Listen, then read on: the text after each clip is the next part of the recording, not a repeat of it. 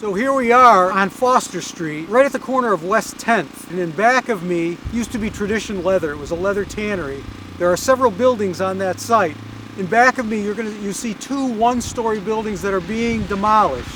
It's one of 7 sites, but by far, it's the largest project out of all of them. And also, it will be the most impactful. In every direction from this site, we have stable, attractive, decent residential neighborhoods, and the value of all of the properties in those residential neighborhoods, all of the homes, is going to go up dramatically because this has always been a drag on that value.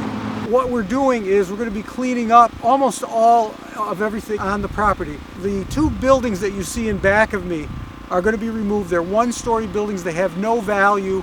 There's nothing in them. Cement block buildings, metal roofs.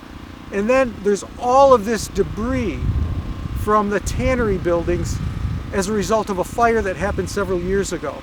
So our vision for this piece of property is that it would be a combination of new residential and recreational, because there is a pond on site and the Cadetta Creek runs right through the middle of it. So we're really hoping that this is turned from a real eyesore, one of the most detrimental pieces of property in the city in terms of its negative effect on the neighborhood around it, to a real positive thing that really adds to the value of the neighborhood around it and also adds to the city's tax base with new housing.